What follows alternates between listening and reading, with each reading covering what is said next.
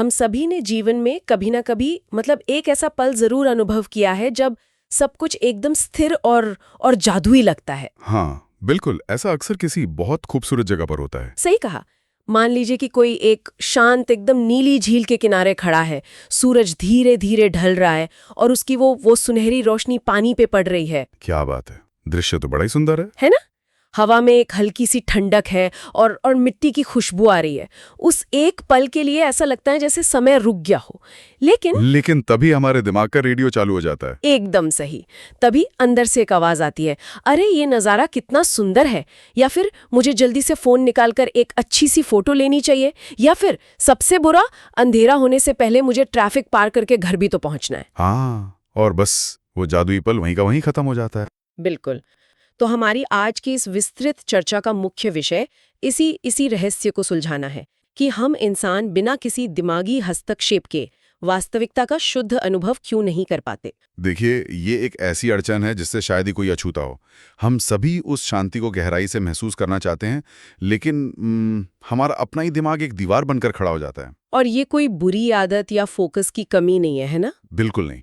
इसके पीछे एक बहुत ही गहरा जैविक और विकासवादी तंत्र काम कर रहा है। और इसी तंत्र को समझने के लिए आज की इस चर्चा में जो स्रोत सामग्री हम उपयोग कर रहे हैं वो हमारे डीप डाइव विद केपी की रिसर्च टीम द्वारा बहुत ही बारीकी से खोजी गई है। हाँ, टीम ने न्यूरोसाइंस और इवोल्यूशनरी बायोलॉजी के कई दिलचस्प शोध पत्रों का विश्लेषण किया है।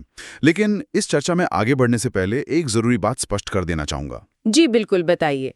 इस पूरी बातचीत का किसी भी धर्म, धार्मिक मान्यताओं या किसी भी व्यक्ति की भावनाओं का अनादर करने का कोई इरादा नहीं है। हमारा उद्देश्य केवल बौद्धिक विचार मंथन करना और वैज्ञानिक दृष्टिकोण का निष्पक्ष विश्लेषण करना है। ये बहुत महत्वपूर्ण बात कही आपने। तो चलिए इस विचार मंथन की शुरुआत उस बुनियादी सवाल से करते हैं जो मेरे मतलब हम सबके मन में आता है। आखिर ये दिमाग हर समय बोलता क्यों रहता है? इस जटिल समस्या को समझने के लिए हमें मानव मस्तिष्क के मूल उद्देश्य की ओर जाना होगा। स्रोत सामग्री एक बहुत ही कह सकते हैं कि तीखा सच सामने रखती है। तीखा सच वो क्या है? सच ये है कि हमारे दिमाग का विकास ब्रह्मांड की सुंदरता को निहारने या शांति से बैठने के लिए बिल्कुल नहीं हुआ था। इसका एकमात्र काम है जीवित रहना। मतलब सिर्फ अस्तित्व को बचाए रखना? हाँ, इसे वैज्ञानिक भाषा में एक प्रेडिक्टिव सर्वाइवल सिमुलेटर कहा जाता है।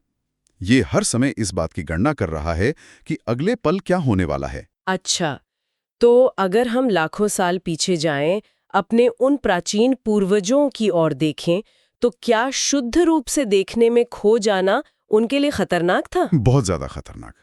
मान लीजिए कोई पूर्वज उस झील के किनारे खड़े होकर सूर्यास्त की सुंदरता में पूरी तरह से खो गया है। तो वो शायद अगले दिन का सूरज नहीं देख पाता। बिल्कुल सही, क्योंकि उसका दिमाग इस बात का विश्लेषण नहीं कर रहा कि पीछे पत्तों की जो सरसराहट है वो हवा की है या किसी शिकारी जानवर की। ओहो, मतलब जो पूर्वज केवल सुंदरता निहारते रहे वे शिकार बन गए। हाँ, और जो हर आहट पर चौकन्ने हो जाते थे, जो हर समय भविष्य की चिंताओं में घिरे रहते थे, वे जीवित बच गए। हम उन्हीं चिंतित पूर्वजों की संतानें हैं। बाप रे। यहीं पर रिसर्च टीम ने एक बहुत ही दिलचस्प तकनीकी शब्द का उपयोग किया है, नेगेटिव प्रिडिक्टिव वैल्यू या नकारात्मक पूर्वानुमान मूल्य। बिल्कुल। विकासवाद या एवोल्यूशन के काम करने का तरीका बड़ा क्रूर है। वो हमेशा खतरे को पहली प्राथमिकता देता है। मतलब वो कभी भी खुशी या शांति का पक्ष नहीं लेता? एकदम नहीं। विकासवाद केवल डीएनए को आगे बढ़ाने का पक्ष लेता है। मान लीजिए सामने कोई झाड़ी हिल रही है। एक विकल्प है कि उसे हवा मान लिया जाए, और दूसरा विकल्प है कि उसे खूंखार भेड़िया मानकर तुरंत वहां से भाग लिया जाए। ठीक कहा आपने। अब अगर वो सिर्फ हवा थी और इंसान भाग गया तो उसने बस अपनी थोड़ी सी ऊर्जा बर्बाद की। इससे हम शायद फॉल्स पॉजिटिव कह सकते हैं। हाँ बिल्कुल। लेकिन अगर उसने झाड़ी हिलने को अनदेखा कर दिया और वहां सच में भेड़िया हुआ तो उसकी जान चली जाएगी। ये फॉल्स नेगेटिव है जिसकी कीमत सीधे मौत है। इसीलिए विकासवाद नकारात्मक पूर्वानुमानन मूल्य का भारी पक्ष लेता है। मतलब 1000 हानि रहित सूर्यास्तों से डरना उस एक सूर्यास्त को नजरअंदाज करने से बेहतर है जो किसी खतरे का संकेत हो। एकदम सटीक। इस पूरी प्रक्रिया को सुनते हुए मेरे दिमाग में एक बड़ी रोचक तुलना आ रही है। मैं सोच रही थी, क्या हम कह सकते हैं कि हमारा दिमाग एक सख्त एंटीवायरस सॉफ्टवेयर की तरह काम कर रहा है? एंटीवायरस की तरह? ये तुलना काफी दिलचस्प है, थोड़ा और समझाइए। जैसे जब हम कंप्यूटर पर कोई बहुत ही खूबसूरत तस्वीर खोलते हैं तो एंटीवायरस उस तस्वीर की सुंदरता नहीं देखता। वो सिर्फ उसके बैकग्राउंड कोड को स्कैन करने में लगा रहता है, ये देखने के लिए कि कोई वायरस तो नहीं आ रहा। क्या बात है, एकदम सही। है ना? मतलब जब हम झील को देखते हैं तो हमारा दिमाग वो झील नहीं देख रहा होता, वो संभावित खतरों का एक बैकग्राउंड स्कैन चला रहा होता है। ये एंटीवायरस वाली तुलना स्थिति को समझने के लिए बहुत अच्छी है। हमारा मस्तिष्क उसी तरह बैकग्राउंड में लगातार चल रहा है। लेकिन क्या? लेकिन यहाँ एक बहुत बड़ा फर्क है। कंप्यूटर का एंटीवायरस जब चलता है तो वो सिस्टम की बैटरी और प्रोसेसिंग पावर को तेजी से खत्म करता है। हाँ, ये तो है, सिस्टम स्लो हो जाता है। पर हमारे दिमाग के अंदर जो ये हर चीज पर लेबल लगाने या नाम देने की प्रक्रिया चल रही है, ये असल में ऊर्जा खर्च करने का नहीं, बल्कि ऊर्जा बचाने का एक जैविक शॉर्टकट है। ये बात मुझे थोड़ी विरोधाभासी लग रही है। विरोधाभासी कैसे? देखिए, अगर सामान्य रूप से देखा जाए तो दिमाग के अंदर चलने वाली लगातार बातचीत और ये विश्लेषण बहुत थका देने वाला होता है। मानसिक थकान अक्सर शारीरिक थकान से ज्यादा भारी लगती है। तो फिर ये ऊर्जा की बचत कैसे हुई? अनुभव के स्तर पर आपकी बात बिल्कुल सच है, लेकिन न्यूरोबायोलॉजी के स्तर पर इसका तर्क अलग है। आपको पता है, मानव मस्तिष्क शरीर के कुल वजन का मुश्किल से 2% होता है। सिर्फ 2%? हाँ, लेकिन यह हमारे शरीर की लगभग 20% ऊर्जा यानी कैलोरी की खपत करता है। बाप रे, 20% ऊर्जा कितना छोटा सा अंग लेता है। बिल्कुल। अब सोचिए, जब भी कोई नया दृश्य आंखों के सामने आता है तो अनंत वास्तविकता को उसके शुद्ध रूप में प्रोसेस करना कंप्यूटेशनल रूप से बहुत महंगा होता है। मतलब अगर दिमाग पानी की हर छोटी लहर की चमक, हर रंग के शेड को अलग अलग प्रोसेस करेगा तो वो अपनी सारी ऊर्जा खत्म कर देगा। एकदम सही। और इसी भारी खर्च से बचने के लिए मस्तिष्क का डिफॉल्ट मोड नेटवर्क, या जिसे डीएमएन कहा जाता है, वो सक्रिय हो जाता है। ये डीएमएन क्या करता है? ये एक बेहद कुशल जैविक लाइब्रेरियन की तरह काम करता है। जैसे ही आंखें उस दृश्य को देखती हैं, ये लाइब्रेरियन तुरंत स्मृति के अभिलेखागार में जाता है और उस दृश्य पर एक लेबल चिपका देता है, शाम की झील। अच्छा, तो इसका मतलब है कि ये एक तरह का डेटा कंप्रेस करने का तरीका है? हाँ, ये कंप्रेशन ही है। जैसे हम किसी बड़ी कंप्यूटर फाइल को जिप फोल्डर में बदल देते हैं ताकि वो कम जगह ले। समझ गई। एक बार जब किसी दृश्य पर शाम की झील का लेबल लग गया तो दिमाग को हर छोटी किरण को प्रोसेस नहीं करना पड़ता। बिल्कुल। इसके बाद दिमाग तुरंत स्टैंड बाय मोड में जा सकता है और अपनी कीमती कैलोरीज बचा सकता है। ये समझना वाकई आंखें खोलने वाला है कि जिसे हम अपनी सोच मानते हैं वो असल में वास्तविकता को नजरअंदाज करने और ऊर्जा बचाने की तकनीक है। हाँ, ये एक सर्वाइवल मैकेनिज्म है। लेकिन यहाँ एक बहुत बड़ी अड़चन है। अगर ये कंडीशनिंग सिस्टम ऊर्जा बचाने के लिए इतना ही शानदार है तो आधुनिक जीवन में ये एक बड़ी समस्या क्यों बन गया है? आज के युग में ये थकावट का कारण क्यों है? ऐसा इसलिए हो रहा है क्योंकि हमारे उस प्राचीन जैविक हार्डवेयर और हमारे आज के आधुनिक वातावरण के बीच एक बहुत बड़ा टकराव पैदा हो गया है। वो कैसे? एक छोटे बच्चे को देखिए। बच्चे का दिमाग नया होता है, उसके पास दुनिया के बारे में बहुत सारे लेबल नहीं होते। जब वो एक तितली को देखता है तो वो उसे पूरी उत्सुकता से देखता है। हाँ, एकदम शुद्ध रूप में। लेकिन एक वयस्क का मस्तिष्क पूरी तरह से एक प्रिडिक्टिव इंजन बन चुका होता है। वो वर्तमान की हर घटना को अपने अतीत के अनुमानों से मिलाता है। दूसरे शब्दों में कहे तो हम वयस्क असल में उस पानी को या उस झील को नहीं देखते, हम अपने ही द्वारा बनाए गए पानी के उस लेबल को देखते हैं। एकदम सही। हम वास्तविकता पर आरोपित अपने ही विचारों को देख रहे होते हैं। और सबसे बड़ी समस्या ये है कि आज के सुरक्षित माहौल में हमारे आसपास झाड़ियों में छिपे कोई खूंखार जानवर नहीं है। हाँ, हमारा शारीरिक अस्तित्व हर पल खतरे में नहीं है। लेकिन हमारे खोपड़ी के अंदर बैठी वो सर्वाइवल मशीन तो अभी भी पूरी गति से चल रही है। उसे खतरे खोजने की आदत जो है। ओहो, और जब उसे बाहर कोई असली शिकारी नहीं मिलता तो वो मशीन अपने ही अंदर मुड़ जाती है। बिल्कुल। वो प्राचीन मशीन अब हमारे आधुनिक जीवन में खतरे ढूंढने लगती है। वो हमारी सामाजिक स्थिति, हमारे अहंकार या एक ऑफिस ईमेल को ही जानलेवा खतरा मान बैठती है। सच में ऐसा लगता है जैसे दिमाग सोचता है अगर मेरी इस फोटो पर लाइक नहीं आए तो मेरा सामाजिक रुतबा गिर जाएगा और मैं भूखा मर जाऊंगा। हाँ, ये एक आधुनिक स्थिति है, लेकिन दिमाग का रिस्पॉन्स बिल्कुल किसी जंगली जानवर के हमले जैसा होता है। और हमेशा ऑन रहने की ये अवस्था ही पुराने तनाव और मानसिक थकान का असली कारण है। बिल्कुल। यही कारण है कि आज लोग इतनी बड़ी संख्या में ध्यान या दर्शन की ओर जा रहे हैं। लेकिन स्रोत सामग्री यहाँ एक चौंकाने वाली बात कहती है। वो क्या? ये जो ध्यान या जागरूकता का अभ्यास है, ये कोई प्राकृतिक विकास नहीं है।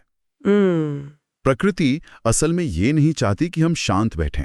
सच में? मतलब प्रकृति नहीं चाहती कि हम खुश रहें? प्रकृति कभी नहीं चाहती कि हम पूरी तरह से संतुष्ट हों। ये जो दर्शन का अभ्यास है, ये इस अति सक्रिय मशीन को जलने से बचाने के लिए एक मैनुअल ओवरराइड है।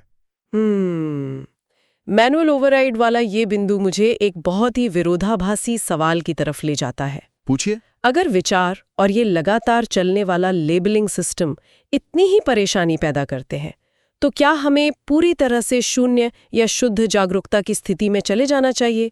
क्या विचारों को बंद कर देना ही समाधान है? ये एक बहुत ही आकर्षक विचार लगता है, लेकिन स्रोत के अनुसार पूर्ण रूप से बिना शब्दों की उपस्थिति वास्तव में एक जैविक डेड एंड है। जैविक डेड एंड मतलब अगर कोई हमेशा के लिए शांत अवस्था में पहुंच जाए तो वो जीव विज्ञान की दृष्टि से विफल हो जाएगा। एकदम। जरा सोचिए, यदि कोई प्रजाति हमेशा पूर्ण शांति में रहेगी, बिना किसी चिंता के, तो वो सर्दियों के लिए भोजन क्यों जुटाएगी? वो भविष्य की योजना भी नहीं बनाएगी। बिल्कुल। वो सुरक्षित आश्रय बनाने की जहमत क्यों उठाएगी? वो प्रजाति बहुत जल्दी विलुप्त हो जाएगी। तो विचारों की ये बकबक ही वो इंजन है जो हमें डीएनए को आगे बढ़ाने और अधिक हासिल करने के लिए प्रेरित करता है। हाँ, पूर्ण शांति कभी अस्तित्व की रक्षा नहीं करती। ये तो बहुत ही थोड़ी बेचैन करने वाली बात है। ऐसा लगता है कि हम स्वतंत्र पैदा ही नहीं हुए हैं, हम असल में अत्यधिक परिष्कृत जैविक रोबोट हैं। ये जीव विज्ञान की एक कठोर सच्चाई है। हमारे अंदर का ये प्रोग्राम हमारी मर्जी के बिना बैकग्राउंड में चल रहा है। तो फिर सच्ची स्वतंत्रता क्या है? सच्ची स्वतंत्रता इस आंतरिक आवाज को मारना नहीं है। स्वतंत्रता ये समझना है कि हम वो स्पेस हैं जहां ये पूरी बातचीत घटित होती है। स्रोत सामग्री भी कहती है कि हमारा दिमाग हमारा कोई दुश्मन नहीं है, बल्कि वो एक जैविक अंगरक्षक है जो 24 घंटे हमारी रक्षा कर रहा है। बस वो थोड़ा अति सक्रिय हो गया है। बहुत ही सटीक उपमा है। हम इस अंगरक्षक को हमेशा के लिए हटा नहीं सकते। अगर हटा देंगे तो हम अपना अस्तित्व खो देंगे। लेकिन हम उसे कुछ पलों के लिए एक तरफ खड़े होने के लिए जरूर कह सकते हैं, है ना? बिल्कुल।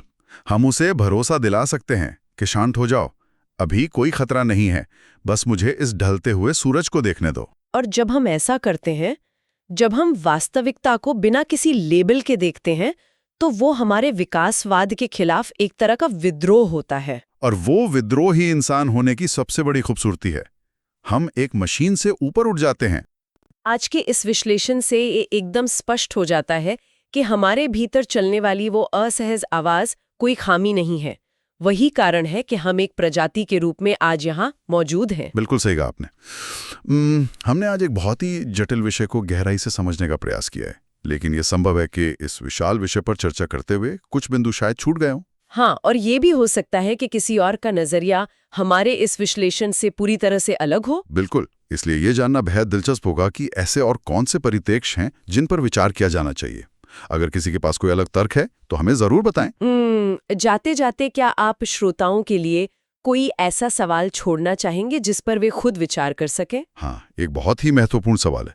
यदि ये आंतरिक बातचीत मानव अस्तित्व को बचाए रखने का एक प्राचीन उपकरण है, तो क्या भविष्य में कृत्रिम बुद्धिमत्ता यानी एआई के युग में कुछ बदल सकता है? मतलब जब एआई हमारी सुरक्षा और संसाधनों का काम संभाल लेगा? बिल्कुल।